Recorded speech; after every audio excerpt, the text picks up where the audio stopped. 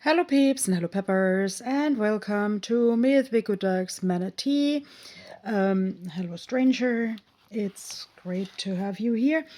On Wednesdays I am always trying to do something about a marine creature that has something to do with Iceland and or with my storytelling. Like Miðvikudag means Wednesday, akin to this German Mittwoch, and it's also like the middle of the week where I kind of try to think what has gone well and what has not. And actually, I found this really cool vintage book. I'll just give you a short look because otherwise that might be classified as copyright infringement. It's from 1987. And you get such things at the flea market stores. And have I ever mentioned that the Icelanders love books? And actually, I have received inquiries about Jóla Flóðin, the Christmas book flood. Yes, people do give each other books for Christmas, which is really, really nice because, like, the battle on social media sort of becomes unbearable. Talking about bearable, I just learned this year that the closest land-dwelling relative of a seal is actually a bear. And if you shouldn't know this name Björn or Björn, that is like well known all across the world, means bear. I am sort of feeling a little bit blah, like this seal on the rock, and I want to draw this seal actually on a hot air balloon. I know it doesn't belong there usually, but I bought this set of like really absurd postcards, like with really absurd but brightly colored funny animal pictures at another very niche store. And let's say my own books are not finished to, like, I haven't finished writing them yet, so I'm definitely not giving books for Christmas, and I want to give people like rather self-made things or quality time, because I'm, let's say, financially more secure than I was, but I'm not made out of money. So this is my first attempt to make a seal sitting on a hot air balloon, because like when my mental health is down, I need unusual things to lift myself up, and that can be an unusual picture, that can be an obscure piece of music, and so yes, I want these ropes actually also to symbolize what I want to do in the day, and the basket should be like my goals of the day, if that makes sense. Like an old friend once told me, like, whenever I'm doing a day plan, here you can see my wheelchair and the chaos on it, then I should actually have one central goal, and all the other things have to like come back to that goal, no matter how distant the connection is. And I don't know how this picture will turn out because painting is a process. I just told my filmmaker friend yesterday that watercoloring is a matter of layering a lot. So let's don't judge the picture by this initial layer.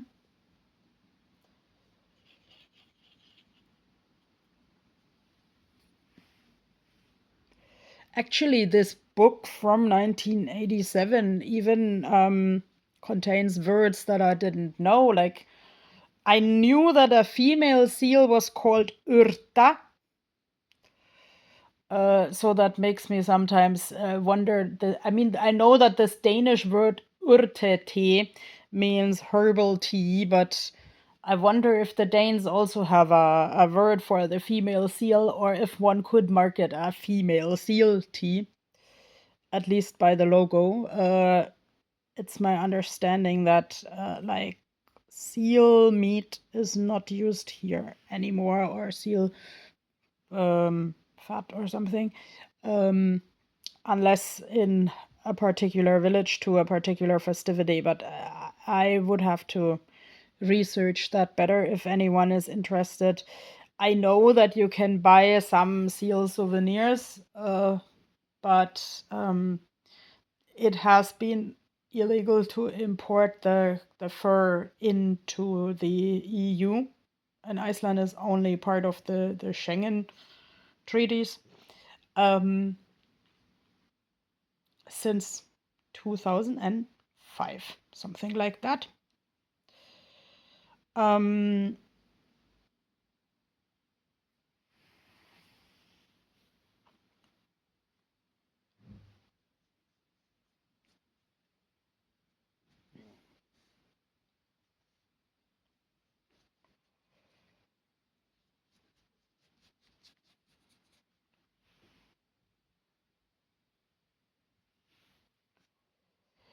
I personally don't have any problems when like native populations, like Inuit, um, hunt seals and whales for like taking what they need.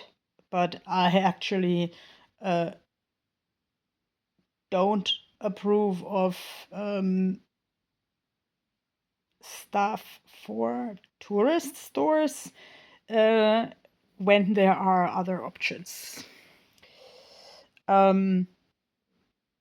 Because let's say with the present climate and with the present economy here, I don't need seal or whale meat to survive.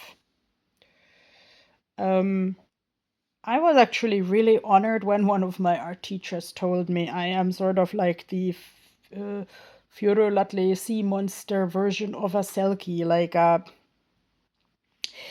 you know what a selkie is. I was promptly like in the art class shown a film about a selkie, like a creature that can throw its seal skin off and become a person. And actually, this